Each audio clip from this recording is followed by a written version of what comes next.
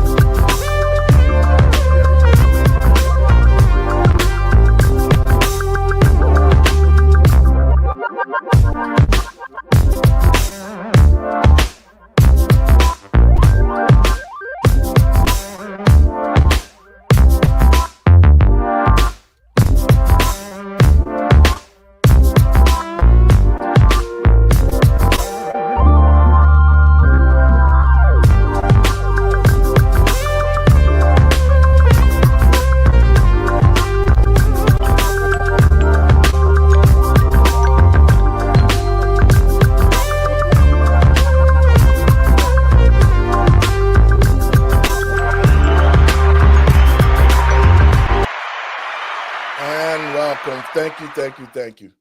And welcome back to the talk show, Let the Truth Be Told. I'm your host, Pastor David. First, let me give all praises to God and my Lord and Savior, Jesus Christ, for making it possible for me to be here, and welcome to the show. Folks, we got a great topic that we're going to talk about today. There's always been scams in our country that have cost the citizens homes, you name it. This whole reverse mortgage scam has been used to take homes from families, and it's just a travesty of justice. So today we got a special guest in our studio, Latricia Hughes, who is a victim of this mortgage scam incident. And in saying that, I want to get everybody on board. Hey, Randy. Hey, good morning or good evening, Pastor. How y'all doing? Time zones, I'm telling you, man. I know that's right. Andre, what's up, Andre? I'm doing well. How you doing? Good. Latricia, welcome to the show. Thank you for inviting me. Well, we've been friends for quite some time now. And, this thing happened some time ago. And, we got together with you, and you've been fighting for about 4 or 5 years? Yes. And so, it has come to this place now where the fight has taken a whole new level now. And I want you to talk about it. But first, I want to play this clip so you can talk about it. Hang on. Let's watch this.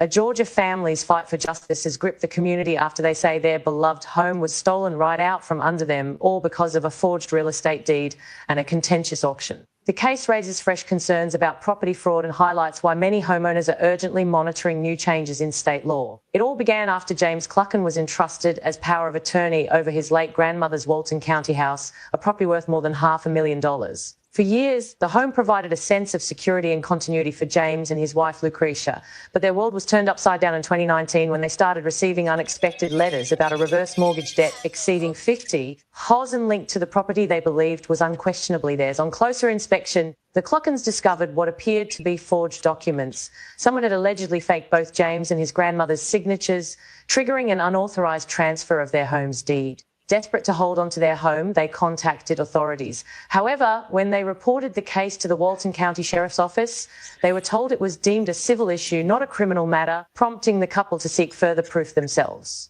To support their claims, the Cluckens hired a handwriting expert who determined that James' signature on several crucial documents did not match known samples. Despite this, the process made little headway. Matters escalated quickly. The property was foreclosed upon and soon after sold at auction to a company called Maverick Land Company, LLC. According to the couple, the buyers proceeded with the sale even though there were ongoing disputes and alleged knowledge of fraudulent documentation. The distress didn't end there. After the auction, the family was evicted and left facing the loss of the only home Lucretia had ever known. Determined not to give up, James and Lucretia filed a civil lawsuit against both Maverick Land Company LLC and the mortgage provider involved in what they argue was a wrongful foreclosure and sale in mid-2024. Maverick reportedly tried to settle the matter out of court, offering the couple over 300 zeverders, but the Cluckens stood firm, declining the offer in an effort to reclaim their property rather than accept a payout. During court proceedings, additional questions emerged about the legal oversight in the case. Reports allege that the closing attorney who notarized what the family says was a forged deed indicated a willingness to testify that James had, in fact, signed the documents. However, that testimony was never delivered under oath, as the attorney was allowed to leave without formally presenting evidence in the courtroom. James Clucken emphasised that every critical signature and stamp appeared on the same day back in September 2017. He pointed to the lack of safeguards in place at the time, stating that only someone in an authoritative position could have allowed such paperwork to be processed so easily. The loss spurred the couple to action, not just for themselves, but also for others, especially seniors vulnerable to similar fraud schemes. There is now hope that the legal landscape is catching up with this type of deception. As of January 2025, major reforms took effect in Georgia. Now, those seeking to file or modify any property deed must upload an image of their identification, greatly reducing risks of forgery and making it much harder for scammers to exploit the system undetected. Still, the Cluckens' legal struggle continues today. They have launched an online fundraiser to help cover mounting legal expenses, underscoring that for them, this is about more than property. It's about protecting families and the elderly from life-altering fraud. As of this week, supporters have contributed over $2,000 toward their cause. This turbulent journey demonstrates the sometimes devastating effects of real estate fraud, but also the resolve of those who refuse to be silent. The Cluckens continue to urge fellow Georgians and homeowners everywhere to stay vigilant and informed as the law evolves. What do you think about Georgia's new deed verification law, and how should cases like this be prevented in the future? Share your thoughts with us in the comments below, and don't forget to like, share. Now, Latricia. Yes. Can you tell our listeners and viewers some details about what's happening in this case? Because I know you've already filed it. You got an attorney, Sunday, to help you out, and I think that was very much needed. Talk a little bit about this incident and how it happened. So far, it was like James, or my husband Dave, said a lot of that, not me. This is the only home he's ever had. Like I said, Miss Mary was Miss Anna Mary Wilson, which is his grandmother, and his grandfather bought that property with cash in 1983. Now, when all of this transpired, I didn't know this family. I was married to someone else going through my own drama at that time. So when I got involved in this situation in 2018, having a fiduciary responsibility, I kind of knew what predatory lending is. I don't care what anybody says. Predatory lending is exactly what a reverse mortgage is. It's just that instead of you wanting to pawn your car title, people just pawn their deeds of their homes. So I kind of understood what it was. So as I am going into their lives and butting into their lives and dating Dave for the first time and stepping in and taking care of him and his grandmother, because that's what I did, I confronted an 84-year-old woman. I was always taught to give our elders respect, and some things you don't do, but everything in me, I ran up in this lady's face, waving that envelope. I know what sundowning is. I know what Alzheimer's is. I know what dementia is. Her eyes went clear. She said, I would never, ever do that. I would never give my property over. And hindsight is 20/20. I believed her then. The Holy Spirit said, believe that woman. Believe this woman. I did, not knowing what I was fighting for. But I could tell you 5 years later, this should have never went through. I don't know what that closing attorney was hard up on. I don't know. You can't tell me she did this for free. And just like I told Walton County Sheriff Department, I don't care, because we're now knowing it was his mother that decided or what the police decided it was his mother that forged all these signatures.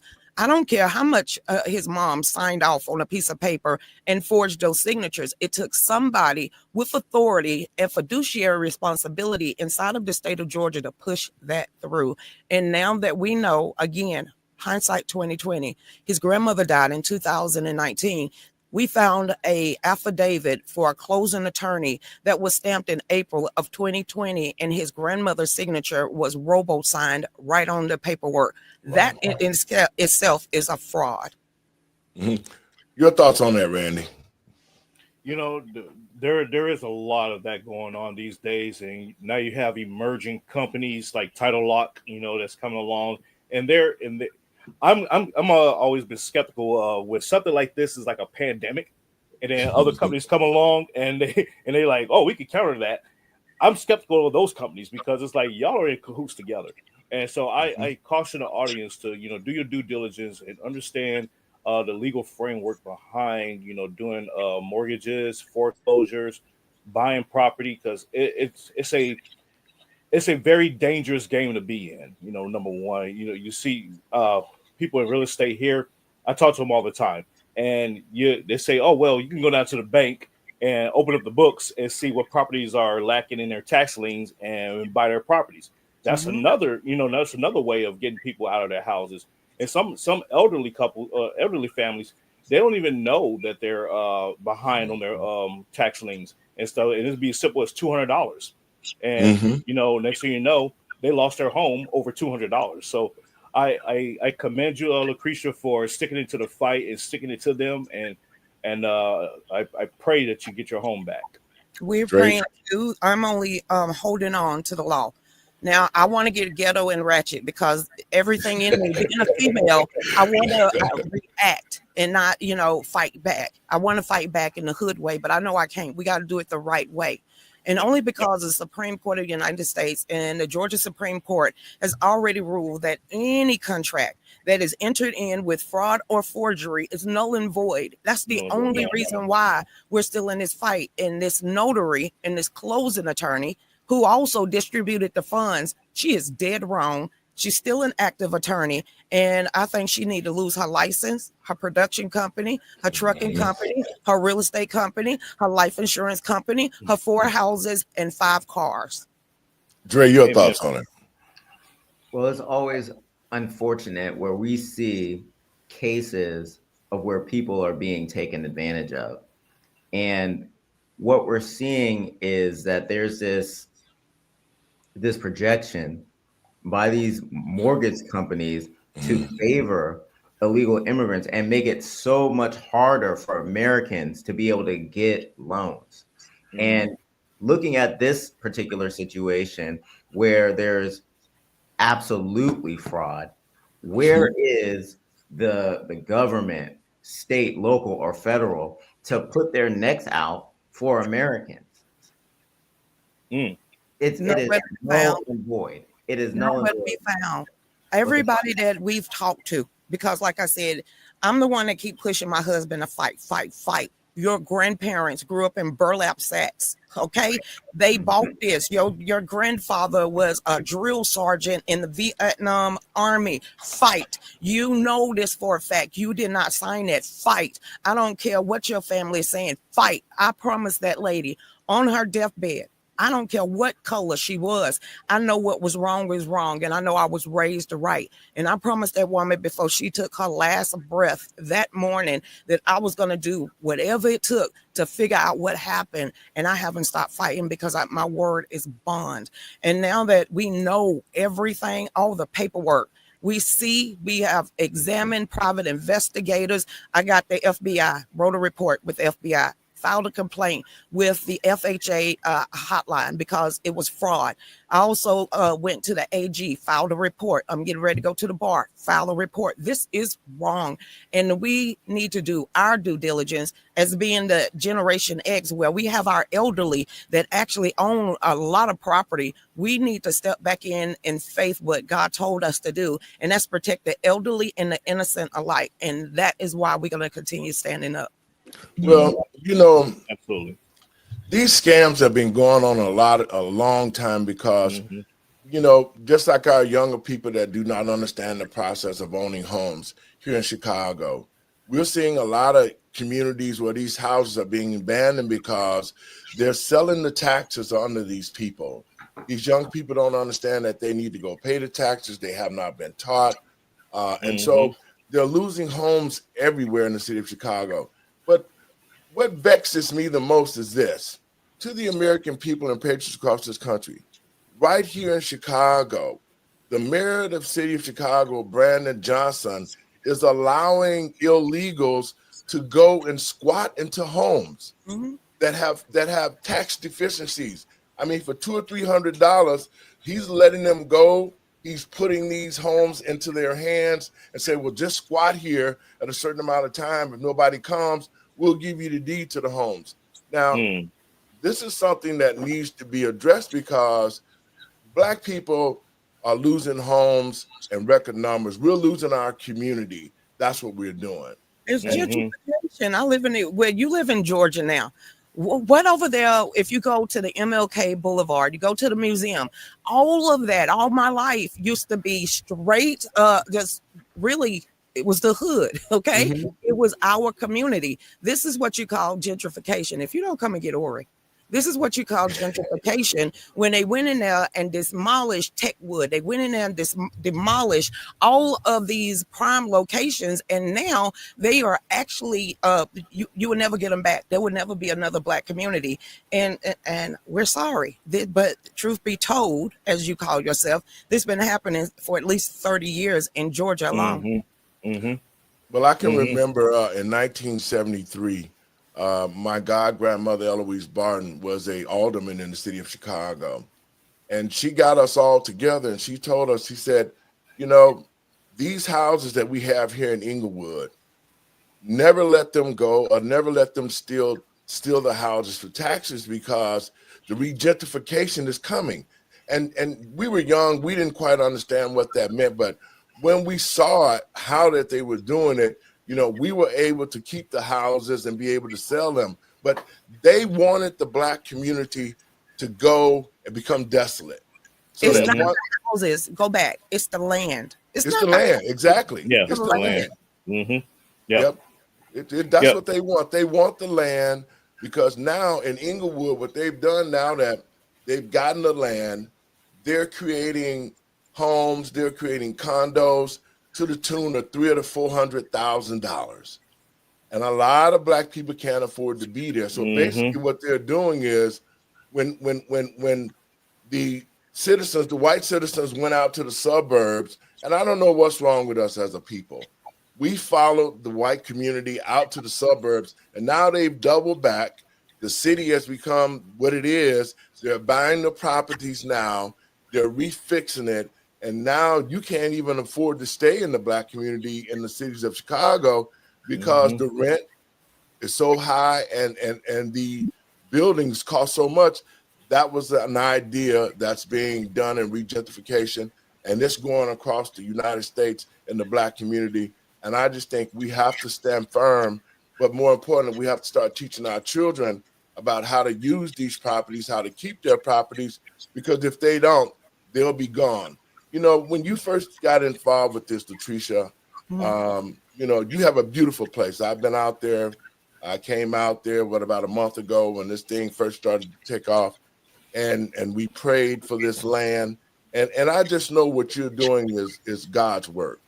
Because if you hadn't stepped in, they probably already would have took this land. But more importantly, this is a situation to where a lot of seniors are going through this reverse mortgage.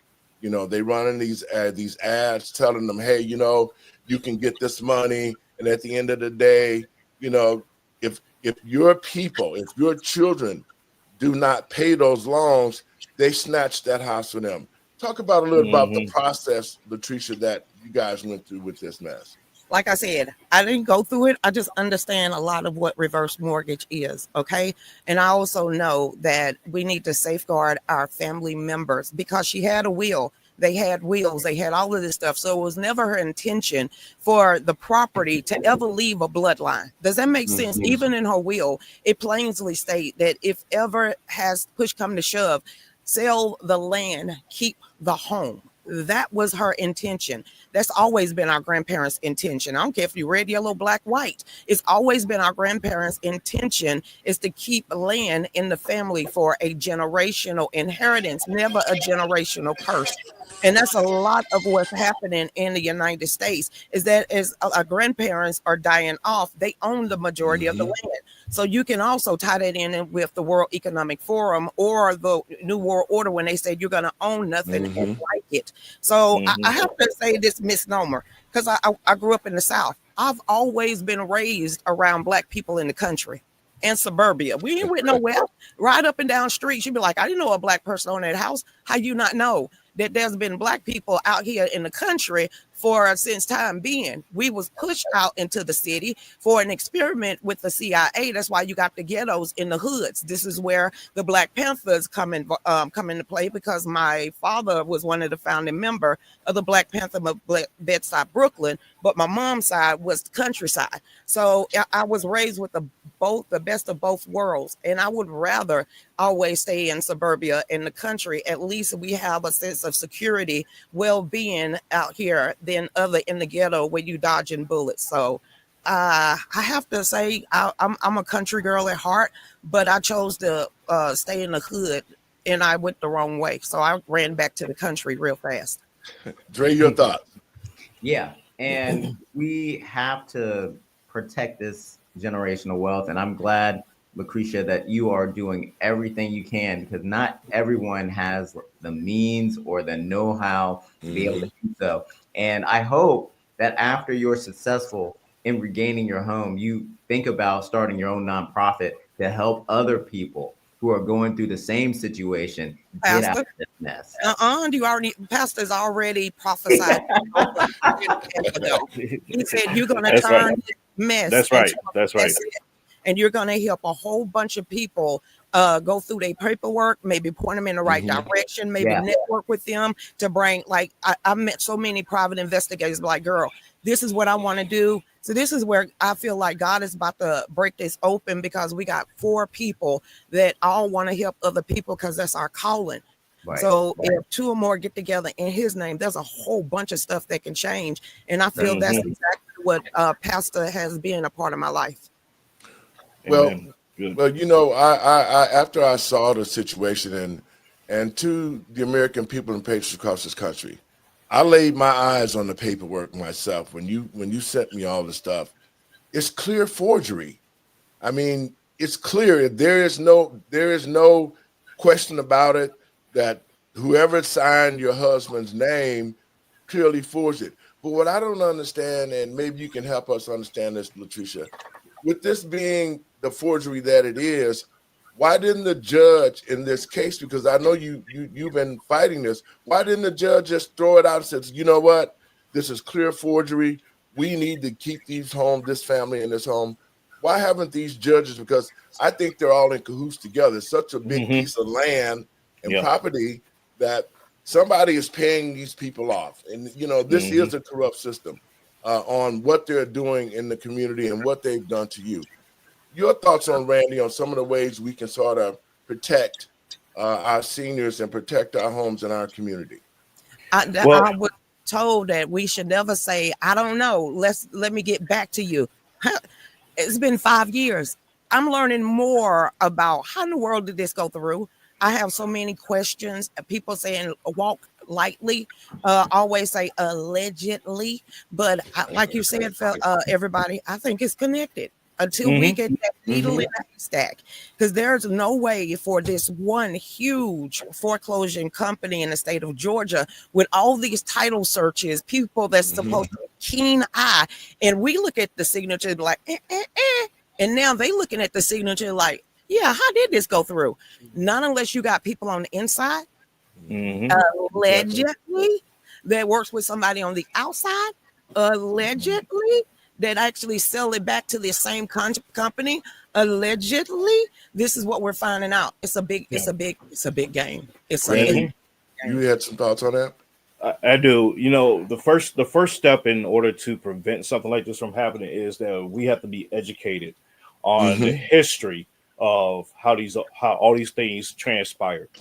There is a documentary by a friend of mine named Joe Gilbert. It's called Michelle Obama 2024. And you will see how she played a pivotal role in Chicago and busting up, you know, the Cabrini Green projects and everything else. and how now you look at, you know, how the projects were back then and where they are now. One of y'all just mentioned about, you know, people coming in, buying up that property and making the rent so high and the property value so high that black people can't afford it. That's how they're pushing people out of the south side of Chicago. I was just back home a couple weeks ago now, and you see the transformational change through blockbusting. You know, these terms that we throw around, but a lot of people don't know what they mean. Gerrymandering, that's dealing with the districts. the redlining, that's saying, hey, we're going to block off these certain parts of the communities and skyrocket the value of these houses. We're going to invest into these communities, make the property high. Blockbusting, you see a mixed neighborhood, you go in there, you buy them out, you fraud them out, and take over that property. All these things that we just throw these terms around, you know, on in the media that people don't even know what they mean. They're just like buzzwords. But we have to get educated as to knowing what this means, how it affects our communities, and what we can do to counter that. Because at the end of the day, you know, the way that we're becoming victims to our own stupidity is that we refuse to get educated. We refuse to sit down and read the paperwork. We refuse to read the contract. We say, I take your word for it, and we sign. And that person's like, okay, I'm gonna come and collect later on. And you're like, okay, and not knowing that you're giving up your stuff. But with everything that you're saying right now, ain't a bad thing. Then teach them how to be self-sufficient. They can't get it in the ghetto. You ain't gonna learn it in the hood. So you take that little money or change that they gave you and go buy 2 acres out there in suburbia or the rural country where you're gonna be self-sufficient. You got your own community. You learning how to farm. You learning how to fish. You learning how to hunt, and you going back to your roots. And then all of a sudden, in about 50 to 60 to 70 years, they're gonna be like, wait a minute, they got all that land in a trust. They owning the mineral rights. How we gonna take this land back from this community and put them back in the ghetto? So maybe this is a good thing that, you know, take that money that they've given you and go out there and get 2 acres of land and build their own community again. Maybe we'll have another Tulsa. This time we'll do it the right way. I was just going to mention Tulsa. I was just as soon as you capsed that, finish that thought. I was going to say this is exactly what happened with Tulsa, Oklahoma. You know, in the early 1900s. They went in, they said, you know what? We're going to take this reparation money, you know, and this reconstruction money, and we're going to go out here and buy this open land, you know, because it was the Homestead Act, the westward expansion. They said, okay, we're going to go out here, you know, white folks, deuces, holler at you later. Thank you for playing. And they went out there and they set up shop. And then, you know, they became highly successful. And then the white folks were like, oh man, wait a minute. What's going on here? They're making more money than we are. Let's go and take that over. And here we are. And then black folks said, you know what? We are so desolated from that we don't want to rebuild. We don't want to have anything. We just rather just live in the ghettos. We rather just live in these urban cities and be taken care of by the government. And that's the wrong answer. They never talk about. We always talk about, because my son was shot point blank at a Domino's table in Statesville, North Carolina in 2016. We always glorified in the bad culture. You never glorify the country culture. You know, there's a whole bunch of black people that ride horses. You do know there's a whole bunch of black culture out here in the sticks, in the boonies, that get no love, that ain't sitting there glorifying drugs or raping women or being twerking for a living or dancing on the pole. That's actually out here that's still glorified in God, country roots, family cookouts, family reunions. So why we can't focus on the goodness of our community? And they always focus in on the ratchet reds or the ghetto Crockett's. I need to know this, because she didn't born in the hood either. So why you dropping your dialect and making your mama and daddy look stupid? I ain't never figured that out. Black women don't work that way. I wish my daughters would. And I have a 31-year-old daughter and a 30-year-old daughter. They don't act like this. I wish they would. Yeah, I'm gonna give Dre a shot. Go ahead, Dre, because you said something. It's 2 things that made my antenna go up. One was the fact that Black Wall Street, you know, Randy, when black people separated and the abolitionists separated, which are now the Republicans, and Frederick Douglass started the Republican Party, It was the Republicans who assisted the black community and said, you know what, we're going to help y'all. Y'all can have that land. Y'all bought it and paid for it. But I don't think that they really imagined that the black community would become so self-sufficient and become the number one state neighborhood in the world, especially in the United States, that would be so successful. Dre, your thoughts? You've been down there quiet for a minute. Well, I wanted to go back to this legal process that Lucretia is going through. And a lot of times with these fraud cases and these alleged situations where there is groups and organizations in cahoots, it's not always about what's the truth. It's about what you can prove. And do you have the capacity to legally take this to court and stand financially in a marathon to prove your case? Not everybody has that. And I'm glad that you're continuing to fight, Lucretia, because this is going to open up a can of worms to other situations of people who've been taken advantage of because they don't have the funds to be able to fight back. We don't either. Listen to me, look at me. We don't either. We used to do a show every single night.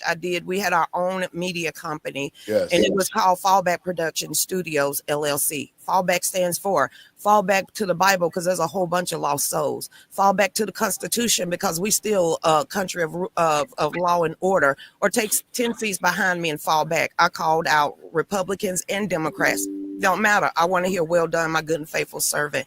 So it was my audience. And I don't call them followers. I call them family members. So from day one, for the last 5 years, if you tap my name in, you'll find everything from a GoFundMe to a Give, Send, Go. I have talked to everybody from Owen Burgess to Byron Donalds to Marjorie Taylor Greene to Trump Jr. I have gotten this out there this whole entire time. And when I realized the people in politics really don't care, I took it right back to we the people, and people from around the world took money out of their own pocket, off their own kitchen table to make sure I continue to have one. So I don't call them followers. I call these people my family members, red, yellow, black, white, gay, and straight. They just all banded together. We raised the $10,000 last Saturday. All that's going to a lawyer. We had to go get a bulldog lawyer who signed us at a Golden Corral this Sunday. He acts so much like my dad. He acts just like all three of my fathers because he's finally an elderly black man that know his crap. And he ain't finna put up with it. And he said, I'm not going to go after the way they've been going after. I'm going after what is fraud of conversion or something like that. Conversion of fraud. I'm going to let this man say, because I look at him and I just lost my last father. And I looked at that man and he looked at me, and the way he was talking, I felt so safe. And I felt that we had a fight. But I also said this because I did all this pro se since we got evicted. If we wouldn't have had a case, we wouldn't be back in Superior Court. If we didn't have a case, it wouldn't be on the docket. So I'm going to keep standing until we can't stand no more. And I'm going to keep fighting because now we're grandparents of 9. I want that generational wealth to continue to be flowed through our bloodline. And I want one day for our grandson to be sitting right there beside Pastor as they're doing his own show in our studio. Awesome. Yes. Now, I want to throw this out there, and it's about the Black Wall Street. See, a lot of people say, and we talk about reparation, guys. We talk about reparations all the time, and who should pay, right? And so when you look at the situation that the Black Wall Street went in, they never talk about it in the schools. They never talk about this community that was the economic engine for Black people. But to the American people and patriots across this country, I said this at the Republican Convention. For 60 years, the Democratic Party has been in control and Black people have been dealing with them. It was the Democratic Party who created the Ku Klux Klan, who then in turn blew up the Black Wall Street. And so when you start talking about reparations, and I know there are certain ways that it should be divvied up, because if the Black Wall Street had still been in effect, Black people would have been probably the #1 ownership of land throughout this country, because what they were doing, they was creating Black Wall Streets in every state. They had it in Tulsa, Rosewood, Wood, yep, Atlanta, all, Savannah, all of those states. Harlem. Before you decide to give out reparations, are you going to give out financial classes to go along with it? Because the same broke people that's going to get money. Yes. I've been on having 4 kids. Before I was 20, I done got so much stuff for free. It took me to get out the poverty. Not them giving me free welfare, free food stamps, Section 8 and everything else. It took me to get myself off that bread line. I don't want to go back there. Won't you teach me how to fish instead of keep giving me the free fish? No more mentality that you owe me. I was never a slave, and I wish you would try to whip me with a whip. I will snatch it and whip you back. So let's stop playing this game. By this time, I am a mutt. I can go back 9 generations, and I got my last free slave. I could look at her hands. Did nobody give her nothing for free? So if it took and destroyed me having 4 kids at the age of 20, none of their dads could be involved because they're giving me a little bit more. Can we get back to us being self-sufficient instead of somebody owing or us saying, yes, massa, I'll take your 40 acres in a mule? Stop that. You don't owe us nothing. I think our grandparents worked hard enough, be self-sufficient enough to keep dragging us back there. Well, you know, the reason why I said that, and I stand on the fact that the Black community does need reparations, because and it has to come from the Democratic Party.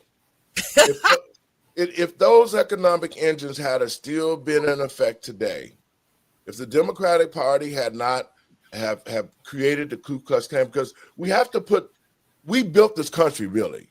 All the inventions, all the work. Reparation for the last 60 years. They can give Japanese, Chinese, they could give Jews, everybody got it. Everybody else, why you still got to study? You don't know it by now? So that is what you call a talking point and a narrative to keep people as victims. Why don't you go ahead and say, here's a hook, here's a line, here's a reel, start reeling it. Now check this out. Teach them how to be electricians, carpenters, how they could be self-sufficient, grow a garden, give them the land. But all this reparations, that ain't gonna work. Well, I just think, and I know for a fact that we deserve it.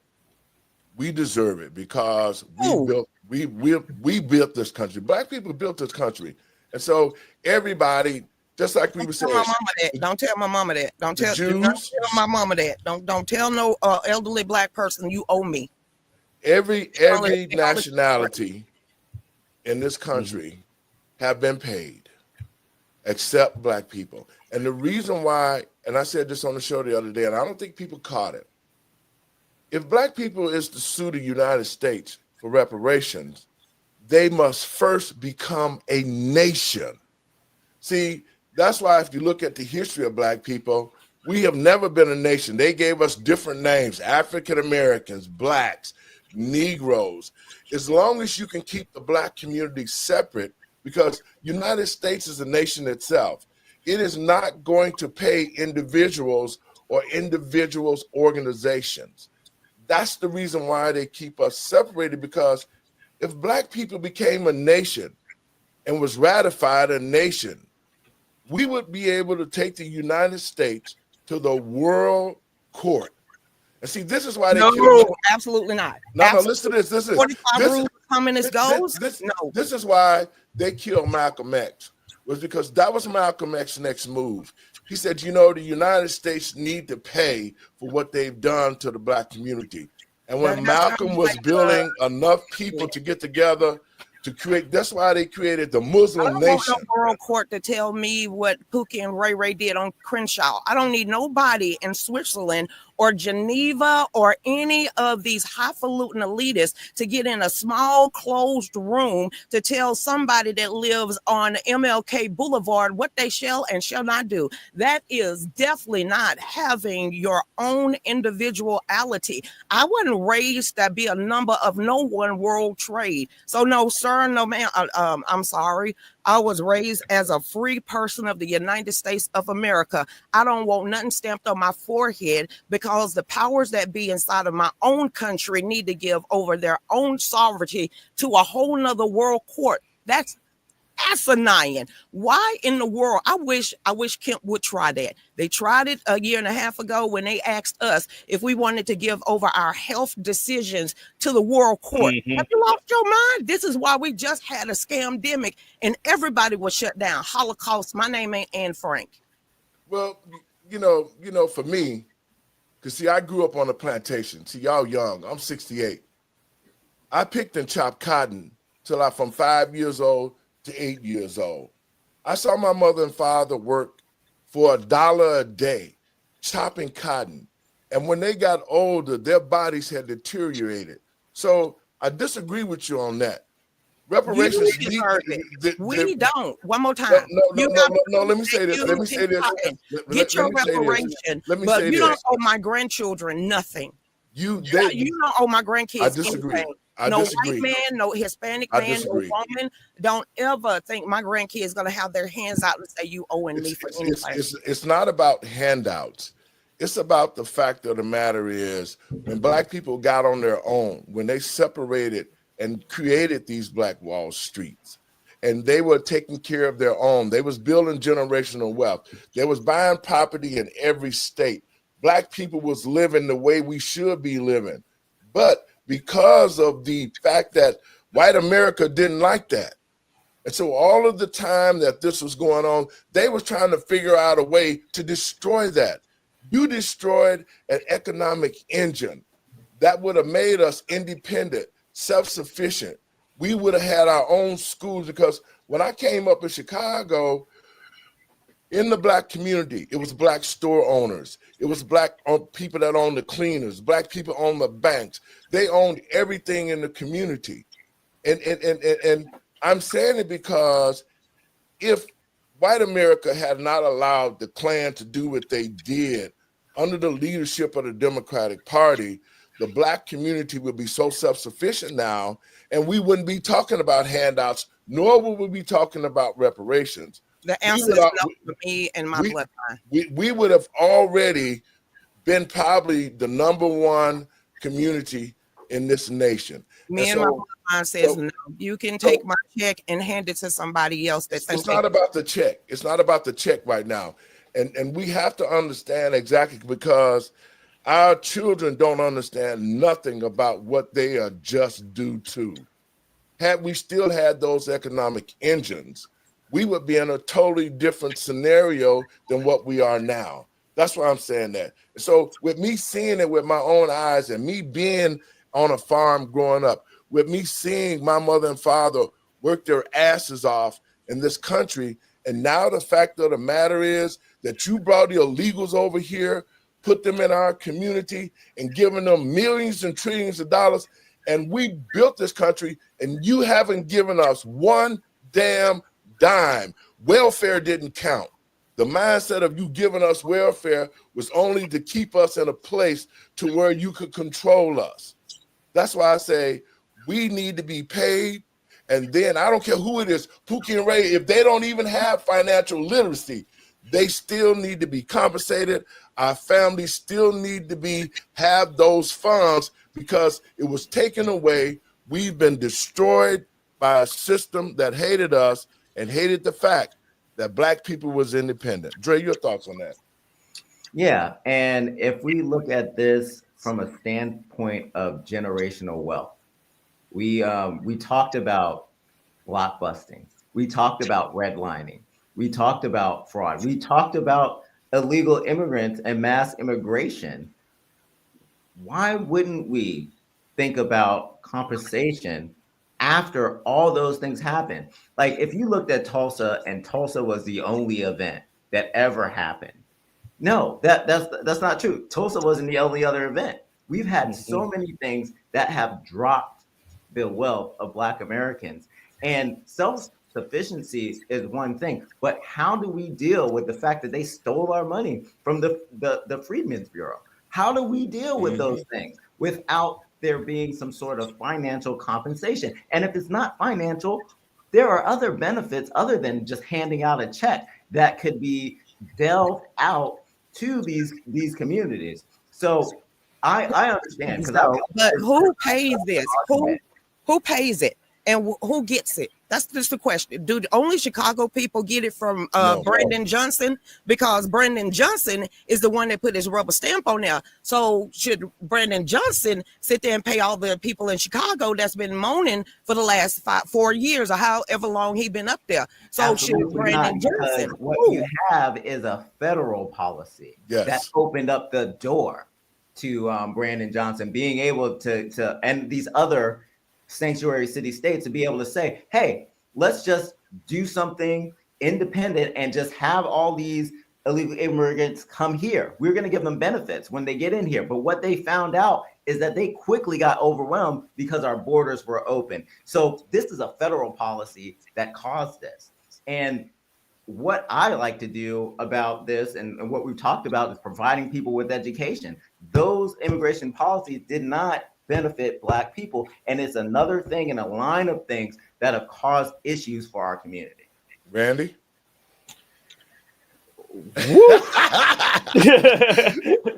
I'm digesting and soaking it all in because everyone's right on this panel. Everyone is correct. And I say that because we have a very, very complicated history, very complicated.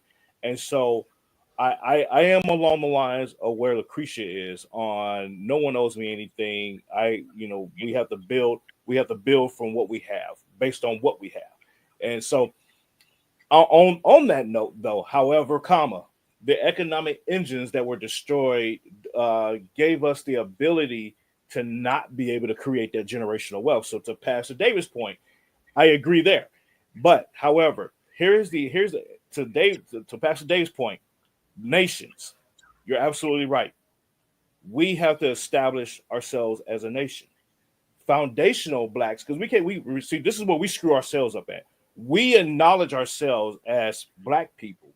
We acknowledge ourselves as Negroes. We acknowledge ourselves as niggas and everything else.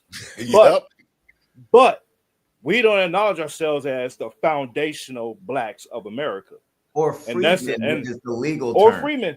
Or freemen, correct. Yes. Correct. So there's that distinction there. So once we identify ourselves as foundational Blacks, freemen, and say, hey, everybody else that's coming over here from Africa and everything else, sure, y'all are Black people.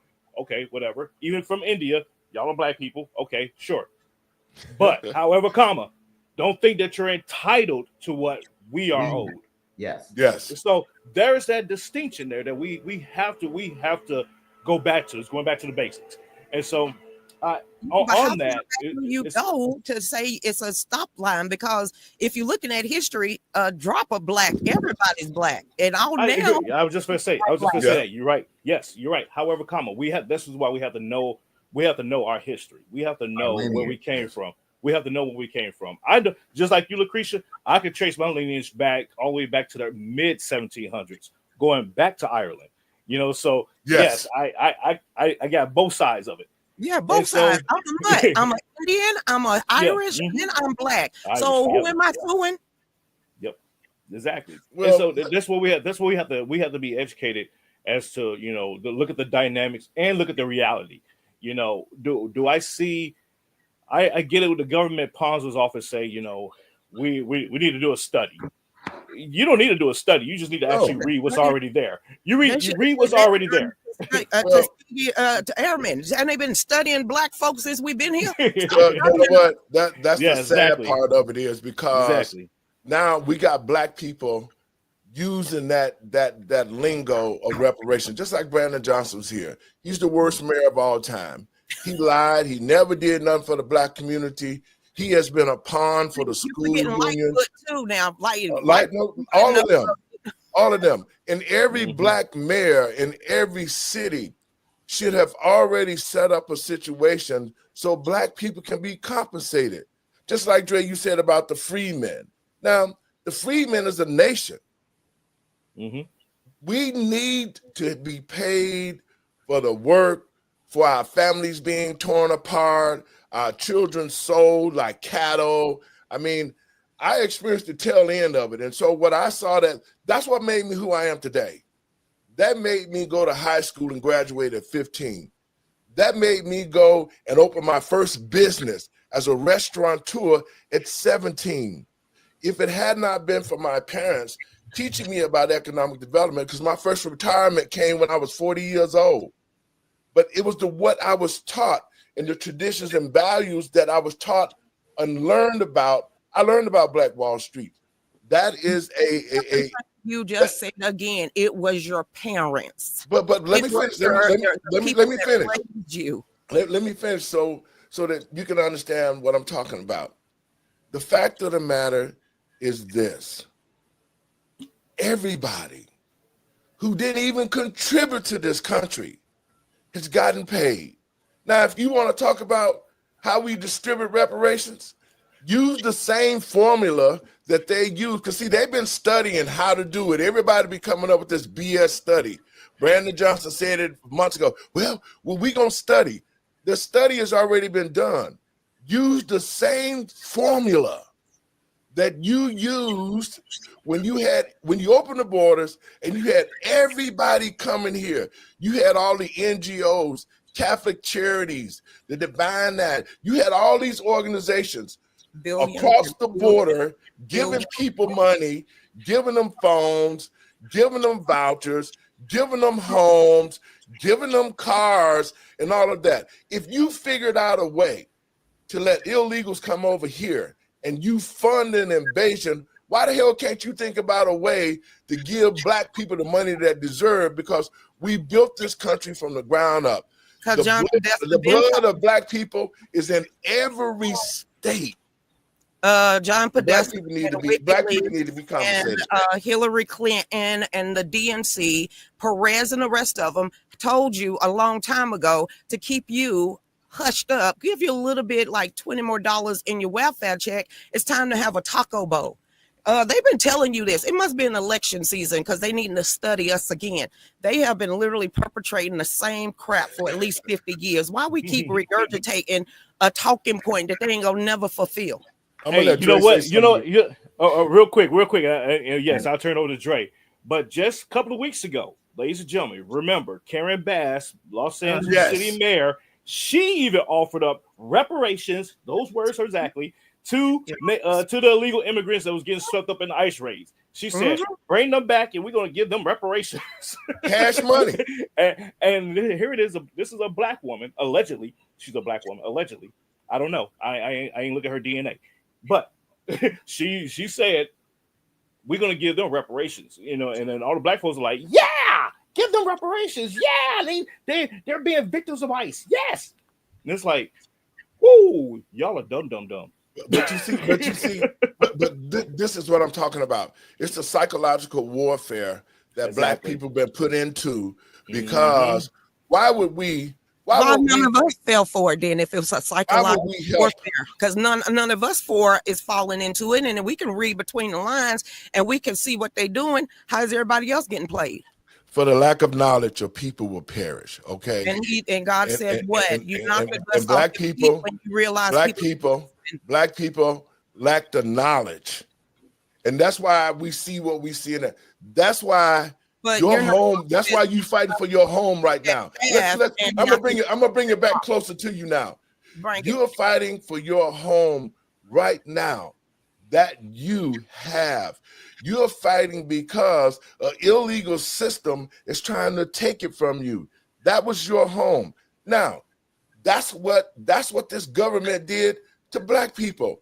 When Black people said, we can separate ourselves from you, we can build our own.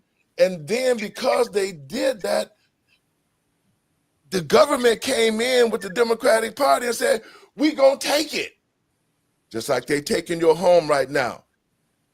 We need to be able to have our own. My whole thought is this: Black people, we need to separate ourselves and do just like what they did with the Black Wall Street. All these communities across the country, it needs to be Black people in those communities. I'm sick and tired of going down to the corner store and you got Ahab sitting in there, the store stinking, they buying bad foods, and then they treating us like dogs and taking our money. Well, it's called the ghetto. That's our side. That's what they decided to give okay, us. so let's talk about it like this. Everybody else have neighborhoods that they can fall back on. The Chinese got neighborhoods. The Italian got neighborhoods. The Mexican got neighborhoods. What black people got? The ghetto? Their pocketbooks a little bit closer, and hopefully they don't get shot during a drive-by. Seriously? Have you not been in these neighborhoods? Most people want to leave there because we want to have our children raised in a society, in a community where they're not going to get shot in the back of a head because they lost a fight. I just lost a son to that.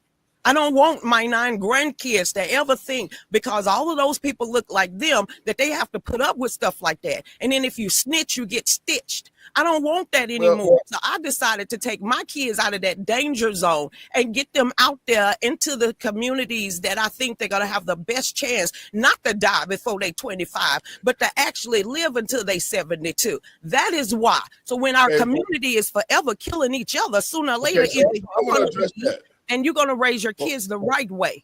So go ahead, Dre. I was gonna say, turn it over to Dre, because he's. I see his eyes like. Yeah, go, Dre.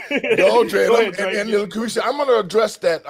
As soon as Dre get his words in. Go ahead, Dre. Right, and I think with the communities and moving to rural areas and things of that nature, that's a choice, but not everyone can make that choice. And being in these communities, we have to fix our family structure first. Like you have an excellent family structure where you guys have a goal, you guys have a mission, but not everyone is in that situation. You've been able to overcome, having 4 kids and then going out and building on your own. Not everyone has that opportunity, or they have been inspired to take that opportunity. I think that is for us to continue to push the word out there, to push the knowledge out there. And then we'll have more Lucretias out there that have been able to empower themselves and go out and take those next steps. Well, see, now I'm going to address what you said, sister. Go ahead. Listen to this. Because when a woman says, see, and I have to keep going back. See, when black people had their own stuff in their own communities, when I was coming up, everybody was taught. I went to a public school. We was taught about economics in public school. We was taught about how the system works. We was taught about the IRS. We was taught about the Constitution. We were able to learn trades in high school. All of these things to equip our children psychologically so that they could be good adults. So when you get the welfare that they say this is supposed to be your reparations, the welfare took the fathers out the home. Then they created the jail system, because our communities, after all the economics was taken out, it was flooded with the drugs not by chance, but it was all by design. Look at Joe Biden, what he did. In the 70s, when I was growing up, there was all sorts of job opportunities. You had black entrepreneurs who didn't go to school, but they were able to open a business. They didn't go to college, but they started doing something. Psychologically, black people was in a position to take care of their families because they had their own. But check this out. When they took all the factories, U.S. Steel, all these manufacturing firms, that Bill Clinton urged that they go overseas and abandon the black community, the black community was left desolate. So now you're talking about kids that are growing up that can't read or write.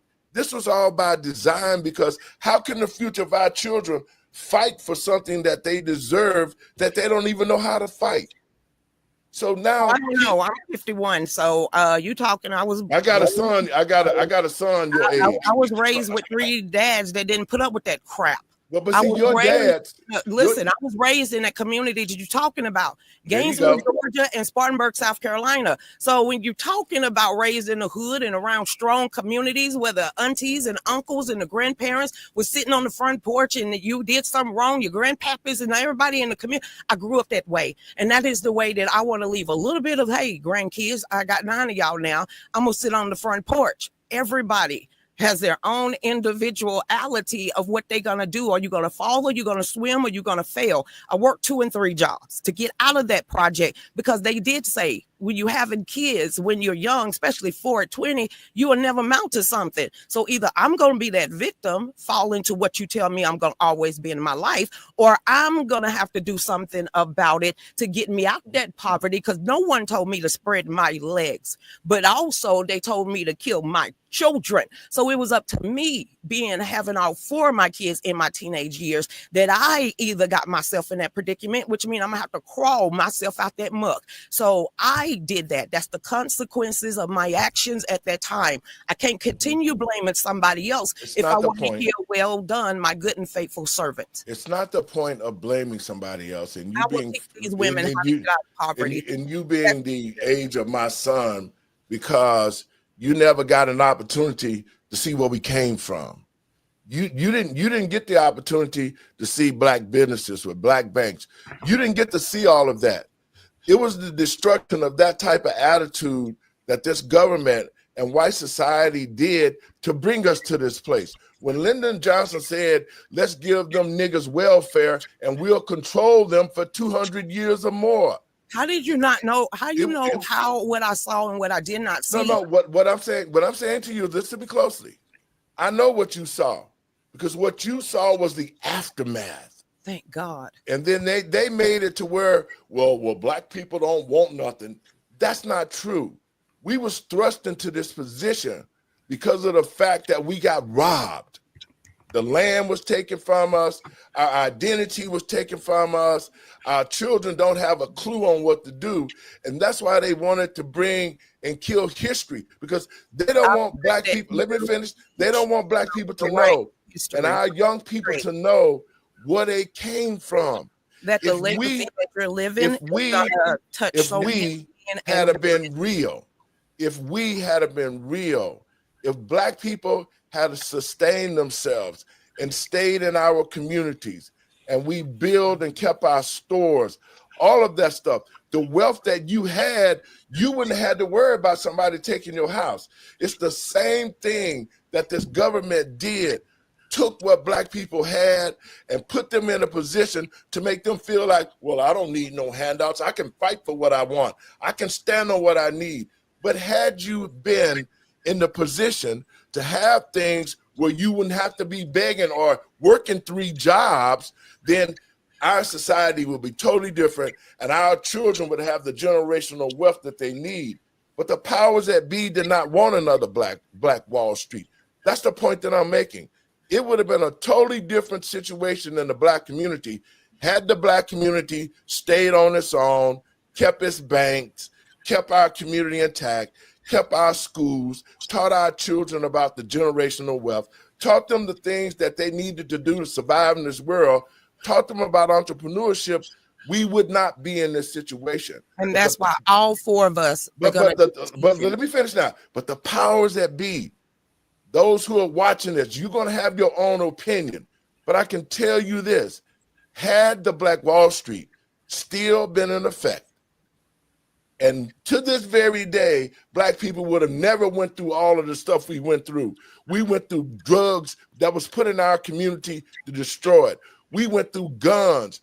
They put that stuff in our communities after they took the economics out. They made the prisons private. Black people have been under total attack and assaulted ever since far as we can remember. So tell me this, why is it that only in the black community that we see the degradation? You ain't seeing it in the white folks' neighborhood. You ain't seeing it in the Chinese folks' neighborhood. You ain't seeing it in the Italian neighborhood. You're only seeing it in our community. And I feel just like this. The black politicians have let us down because real black political leaders would have already made a position to say, we're going to invest into the black community. That's our community. We're going to make sure that our schools and we can teach our children. That's the problem. A divided house can't stand. And once the government knew that we can give a black man a few pennies and he run out there because he's lacked the knowledge of financial responsibility, he gonna go buy a car, a $60,000 car, but living in a dump. It's the mindset that has happened to us. Life callings. Just by this summary and the conclusion of what you just did, you have 4 life callings. You got 4 paths that God has presented you, from teaching to the ministry, all the way to legacy, to a foundation. You have a big purpose in this calling in life. And now you need to write at least 4 to 5 books, because there's so much knowledge that you just spit out in the last 5 minutes that could have been turned in any directions and how it's going to go. But the point that I'm making is this, guys. You know, I saw black people in a great situation, and I saw us have our own. I saw us in all the things that we needed, and I saw how the black community was strong. I think right now we have to get back to that. We have to get back to that situation, but we're so torn apart right now. It will be difficult, and that's why everybody use us and say, we're going to dang a reparation in front of your face just to get your votes and then turn on you again. Folks, we got it's close to that time. Dre, I know you've been stewing. Let me get your thoughts on this so we can wrap it up. Well, when we're having this discussion about repair, and Pastor Lara, you said it correctly. You looked at other different groups of people and what they're experiencing versus Black Americans.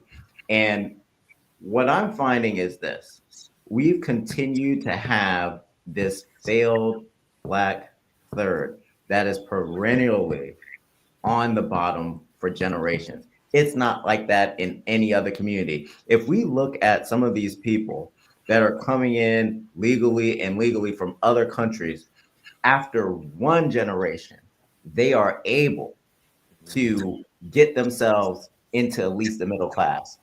This is what Axios was saying. Axios wrote that the first generation of immigrant can come in, they'll not pay their taxes, but the second generation will come in, pay their taxes and their family's taxes. So if there was something that Black Americans can do in one generation, so that Black failed third could get out of the gutters, out of the ghettos, wouldn't we do that? And this is where the repair can come in, because there's 2/3 of the Black community that have overcome this through generational wealth that they've been able to amass on their own. But what about our brothers at the bottom? We have to bring them up as well. And I do think that's our responsibility to empower them to do so. Randy? I say amen to that, what Andre just said, because he's absolutely right. You know, it is incumbent upon the present to bring not only up the past, but to bring up the future. And people, when I say that, people look at me sideways. They're like, "What?" It's because we are in the best position to know. You know, we know where we came from, and we know where we potentially could head to. So it's incumbent upon us in the present to bring up the past and prepare the future. And so we have to set aside the idea that we can't do something. We can do it. We just choose not to do it ahead of time. That's when we say when we can't do something, we already decided that we wasn't going to do it. So once we lose that mentality, we can do anything. So I thank you all for the great spirited discussion today. I loved it. And we have to do it again. We have to do it again. I swear we do. So, but thank you all. And Lucretia, talk to our listeners and let them know how they can help you. If there's areas that you can go in, do you have the funding? I mean, so that people that want to donate and help you in this situation, because we're not just only asking, but we're asking everybody that watch this show to help Miss Hughes, because we all are Americans. I understand the fact that we all are Americans, and all Americans, when one of us hurt, all of us hurt. We should be rallying around her just like we need to be rallying around the Black community to get justice and make sure that we can sustain ourselves, because we've contributed so much to this country and got back nothing, but became a commodity for everybody else to use and make money off us. Lucretia, tell our listeners where they can go to help you out with funding or whatever it may be that they can help you You out can with. go to the Gifts and Go. We really appreciate everything. And like I said, no matter what happens, I still got to be that strong grandmother and mother and sister and wife and everything else. And no matter what, I'm going to continue to help raise the next generation to be the best people that they possibly can. So like I said, my one goal in this life is not to hear congratulations. It's to hear, well done, my good and faithful servant. So as long as I know and I could go to sleep at night and my 9 grandkids are never in another generational curse, then I have something to say about it. And I can help other people, no matter if they look like me or not. That's what I'm supposed to do, because that is what being a child of God truly means. And as long as I continue to keep my Lord and Savior first and foremost and believe there's a reason for everything, I know Dre, I'm going to be okay. Your last words, we can get out of here. I think she said it all. I'm going to leave it there because I put my character in Christ first, and Yes. I think she just said it all. Randy, your last words. I say amen. Amen. All right, folks, I want to thank you for tuning in. We got to continue this. We're going to do a part 2, and blessings to all of you, and we'll be talking soon. Thank you for coming on. Folks, I want to thank you for tuning in to watch the show tonight, and I want to ask you to share it around. These are going to be my last words. For the lack of knowledge, a people will perish. And that's what we've seen today in the Black community. Not only have this been perpetrated on us for us not to have knowledge, it has been Black people themselves have harmed other Black people. But what we need to do from this point as a nation, all other races should be rallying around the Black community. We should be working together to rebuild everybody, especially as Americans. And until that happens, this country is going to continue to suffer. Until the Black community is brought to a place of respectability where it can take care of itself. I hear people saying all the time, well, you know, Black people on welfare. It's just as many white folks or more white folks on welfare that we don't hear about because it seems to be a Black situation, and it's not. This is an American situation. All Americans should be rallying around the Black community to uplift it, to bring it to a place of equality so that we can make this country great again. God bless you tuning in. Share it around.